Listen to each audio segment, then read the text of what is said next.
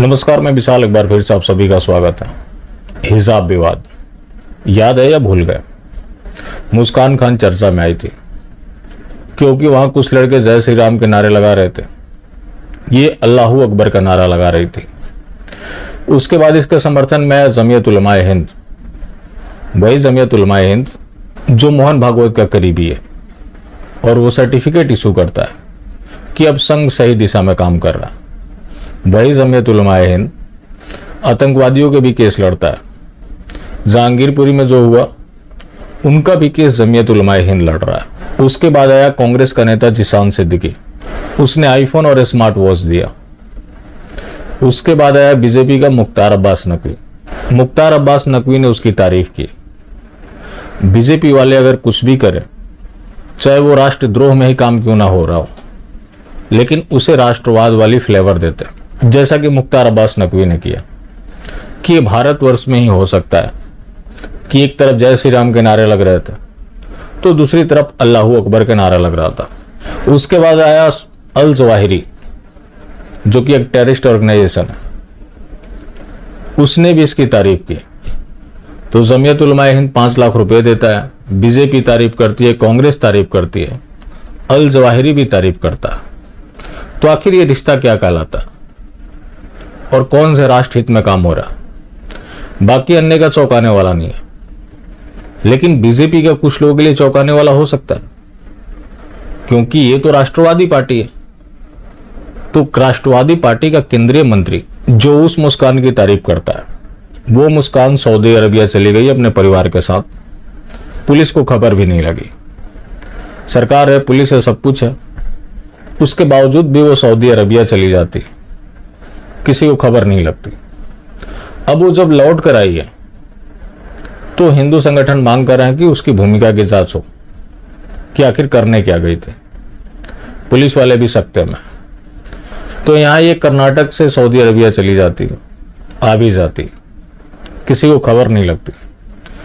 तो वही जितेंद्र नारायण सिंह त्यागी, जैसा कि आप जानते हैं कि उनके मामले में सुनवाई हुई। अब अगली तारीख मंगलवार को लगी है, देखते हैं उस समय क्या होता है। वो यूपी से उत्तराखंड चले जाते हैं तो गिरफ्तार हो जाते हैं। मामला हेट स्पीच का है। जब मामला हेट स्पीच का है तो ये फिर इन्हीं के ऊपर लागू होता है या अन्य लोगों के ऊपर भी लागू होता है? इन्होंने तो उतनी बड़ी बात नहीं कही थी जैसा कि ओवैसी, बंधु, तौकीर, बाकी अन्य मौलाना बयान देते हैं, लेकिन उनके खिलाफ एफआईआर भी दर्ज नहीं होता। जितेंद्र नारायण सिंह त्यागी को तारीख पर तारीख मिलती है। तो तीसरा मामला है मदनपुर खादर का, अमानतुल्लाह खान। इससे पहले भी शाहीन बाग में जाकर सरकारी काम में बाधा डाला था कि यहां पर कोई भी अवैध अतिक्रमण होगा तो मैं हटाऊंगा। जो पहले था उसे हटा दिया गया, पुलिस से जाकर भिड़ गया था। उस समय उसके ऊपर कार्रवाई नहीं हुई, तो जाहिर सी बात है कि वो ऐसे काम में वो तेजी लाएगा। ऐसा ही करते हुए वो मदनपुर खादर भी पहुंच गया, जहां पुलिस वालों के ऊपर पथराव हुए, हाय हाय के नारे लगे। ये पुलिस वालों से ही भिड़ गया कि यहां कोई भी अवैध अतिक्रमण नहीं है, अगर होगा तो मैं हटवा दूंगा। मतलब अमानतुल्लाह खान सर्वेयर बन गया। पुलिस वालों से नोकझोंक हुई, उसे गिरफ्तार कर लिया गया। कल तो हिरासत में लिया गया था, लेकिन अब जो खबर आ रही है कि उसे तिहाड़ जेल भेज दिया गया। पुलिस के काम में बाधा डालने का उसके खिलाफ मामला दर्ज हुआ है। तो ये पहली बार है कि उसे गिरफ्तार किया गया है। इससे पहले भी उसकी कई गतिविधियां रही जो कि संदिग्ध है, लेकिन तब उसके ऊपर कार्रवाई नहीं हुई। तब कार्रवाई हो गई होती तो अब तक ये व्यवधान नहीं डाल रहा होता। इस मामले में देखते हैं कितने दिन जेल में रहता है, कितने दिन के बाद उसकी जमानत हो जाती है। वैसे ज़्यादा दिन तक वो जेल में रहेगा नहीं, जमानत जल्द हो जाएगी। बात इकोसिस्टम की भी है और बात फ्रेंडली फाइट की भी है, जिसे आप आसानी से समझ सकते हैं कि दिल्ली में कितनी बड़ी से बड़ी वारदात हो जाती है। उनको जब जमानत मिल जाती है तो अमानतुल्लाह खान ने क्या किया? इसने तो पुलिस के काम में व्यवधान ही डाला है। वैसे काम तो बड़ा है, लेकिन बाकी अन्य मामलों को देखें तो उसकी तुलना में तो एक कम ही है। तो ये देखना होगा कि ये कितने दिन जेल में रहता है। उस अमानतुल्लाह खान ने उस समय इच्छा जाहिर की थी कि गरीबों को मकान बचाने के लिए अगर हमें जेल जाना पड़े तो मैं जेल भी जाऊंगा, कोई अवैध अतिक्रमण है तो मैं खुद हटवाऊंगा। तो उसकी ये मुराद पूरी हो गई।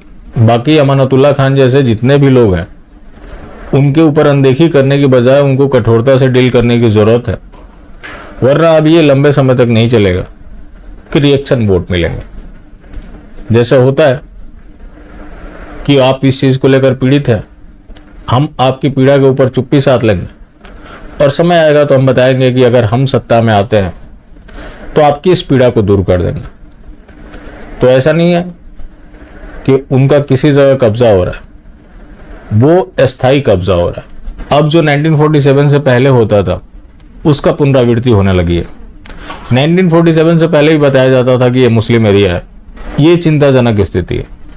बाकी जिंदा रहें तो फिर मिलेंगे और मिलते रहेंगे तो जिंदा रहेंगे। मिलना जुलना जारी रखें, लेकिन हाँ, मास्टर स्ट्रोक वादी बिल्कुल भी ना हो।